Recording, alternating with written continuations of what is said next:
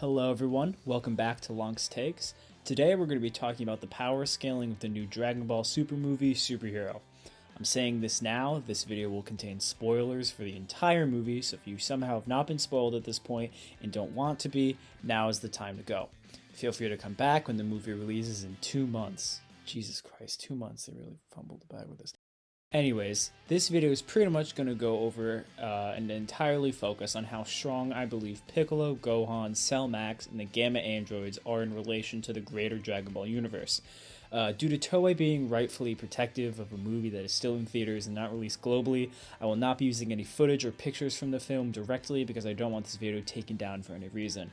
I usually like to back up every statement I make with scans, but it's not worth the risk of having a video get taken down just so I can show you a shitty screenshot of a movie theater screen taken on someone's phone. I also have no reason to lie to you, so I know you're not going to be able to see any of the statements, at least about Superhero, that I'm making, unless they're made outside of the movie, but please take my word for it. That being said, there is no official sub for the movie, so anything I say here could be a product of bad translation or straight up misinformation, however, that is very unlikely. I'm sure that there's going to be a bigger problem when a majority of the Dragon Ball fandom experiences this movie in its entirety for the first time in dubbed format, in which statements might be altered, removed, or drastically different from the original Japanese. With all these disclaimers out of the way, let's actually get into the scaling. Firstly, the single most important aspect of scaling this movie is determining when it takes place and in what timeline. For a while, both before and after the film's release, we had really only personal interpretations and theories about whether the movie takes place in the anime or manga timelines of Dragon Ball Super. However, there's been a recent interview with the producer of Superhero and V-Jump that confirms that this movie is 100% within an anime-only timeline. In his words, between the film and Toritaro Sensei's manga, we currently have 2 lines of Dragon Ball Super running. The film is a sequel to Broly. For those confused, this means the timeline of the DBS manga is entirely self-contained. While events almost identical to the Broly movie occur within the manga, it happens slightly differently. For example, Broly never destroys the ice caps and Goku and Vegeta don't get their clothing destroyed. The anime timeline now is just the anime, and then Dragon Ball Super Broly, and now Dragon Ball Superhero. Everyone who is freaking out about Gohan being stronger than Moro or Granola can relax. He is not, because the version of him just doesn't exist in that timeline, at least for now. Now we can finally begin to scale how strong the characters in the movie actually are. We'll begin with Goku and Vegeta, because they are in the movie at least and don't exactly do much, but they are an incredibly good reference for every other character in the movie. In this timeline, it's pretty clear that Goku, for whatever reason, can no longer activate Ultra Instinct. He says so at the end of the Dragon Ball Super anime, and even while being pushed in his fight with Broly, he does not transform into the state then either. For whatever reason, he decides that fusion is the more reliable choice, most likely because he still can't access the form.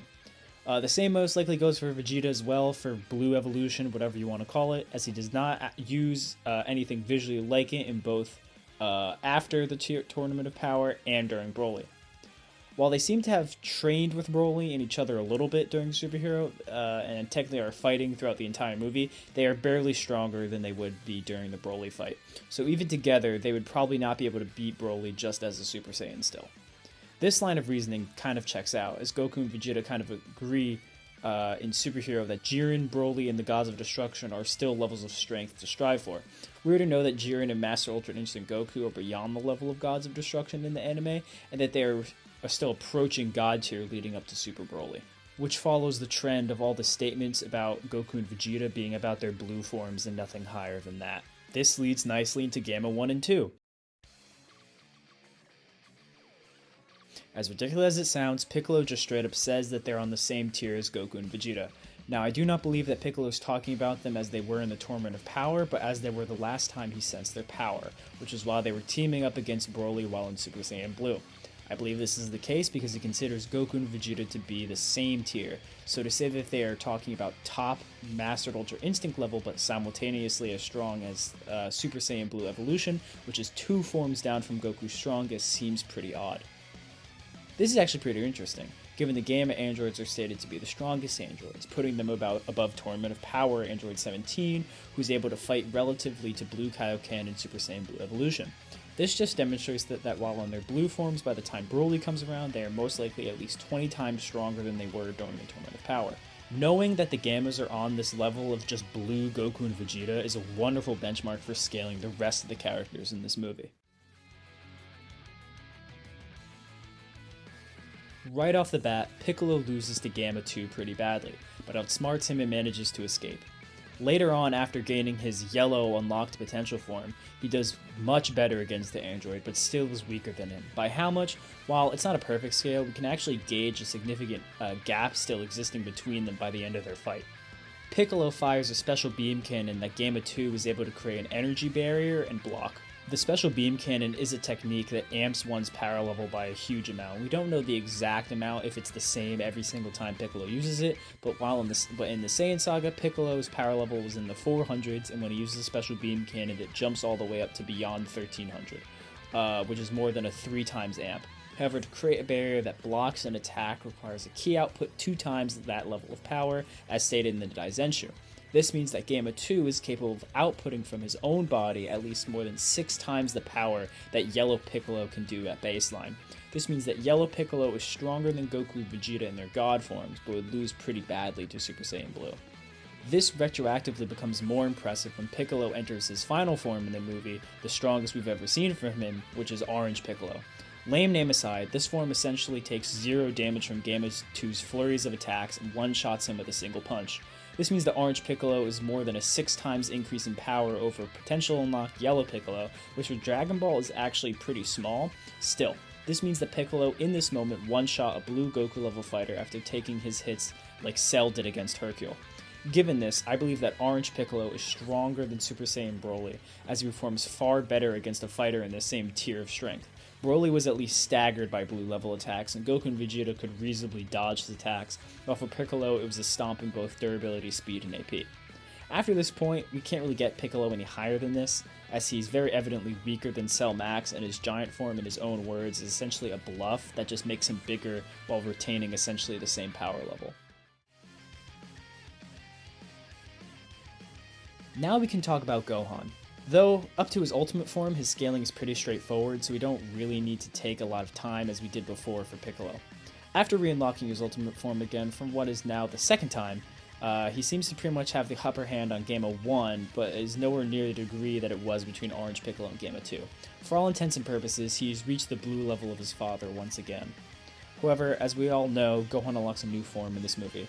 A lot of talk has been going around about how much stronger this form actually is. The big statement comes from Gohan after beating Cell Max, who says that he's not sure if Goku and Vegeta could have beaten a monster like that, and Piccolo seems to agree. I believe this statement is ignoring fusion and the transformations that Goku and Vegeta don't have access to, easily. If anything, Gohan's uncertainty somewhat implies that given certain conditions, Goku and Vegeta could still have won, like if Goku was pushed into using UI or able to escape, fuse, and come back. Because in this situation, Frieza wouldn't be there to stall for time like they had against Broly. Still, even I will admit that this statement is vague and maybe does not reflect scaling. But if we consider that this is talking about their blue forms, as that is the forms that they can fight with the most readily and don't need any outside conditions, then this statement is quite redundant, given the fact that Gamma 1 and 2 couldn't solo Cell even with help and Gamma 2's suicide attack. Think of that as if Vegeta had done a final explosion against Cell Max, and it would only be able to blow off his arm at best. It's pretty clear that everyone there during the fight is weaker than Cell Max, despite his body seeming to have pretty inconsistent strength and durability, at least when it comes to what attacks are capable of staggering him. If you've seen the movie, you know what I mean. Still, the moment Gohan transforms into Gohan Blanco, Final Gohan, Super Mega Ultimate Gohan, whatever you want to call it, he completely bodies Cell Max and eventually kills him after Piccolo pins him momentarily so he can hit him with a special beam cannon. So how strong does this make Gohan and Cell Max in comparison to the rest of Super's high tiers? In my opinion, they're still probably weaker than Broly. Firstly, I don't think Gohan and Cell Max are that far apart in strength. Gohan needs to charge up a massive amping attack just to hit Cell's weak point, with Piccolo needing to pin him down. It might not have been possible for Gohan to hit Cell like that without said help. If this is true, then Cell might have just been able to tank and survive all of Gohan's attacks until he lost energy and lost the form, like at the end of the movie. That being said, one of the initial statements by the staff of Superhero was that they had burnout from raising the bar of strength in the story after Broly was too strong and would try a different direction. This supported with the guide statement saying that Broly is the strongest man, yes, stronger than Jiren, that Gohan did not surpass their level of strength or power. As I like making scaling chains and tier lists, here are my current placements for the strongest characters in DBS. Obviously, this is not going to include things like the Grand Priests, Whis, the Angels, anything like that, because they haven't fought, they're strong, we don't know by how much, but they are. So in the Z tier, we have Gogeta and Broly. They're stated to have the same level of power, but Broly just lost control, and if he had control, he would have actually had won against Gogeta. Then in the S tier, we have Jiren, Mastered Ultra Instinct Goku, Cell Max, and Final Gohan. There's really no way, in my opinion, to say who is stronger between all of them. They are weaker than Legendary Super Saiyan Broly, but stronger, or very likely stronger than Super Saiyan Broly. In A tier, we have Orange Piccolo and SSJ Broly, weaker than Final Gohan, but above blue level. And in B tier, we have the Blue Saiyans, Ultimate Gohan, Gamma 1 and 2, and then just barely at the bottom, we would have Ultimate Piccolo. And there you go. Those are my thoughts on the power scaling of Dragon Ball Super Superhero. Thank you so much for watching if you've made it this far. If you think I missed anything or got anything wrong, feel free to let me know.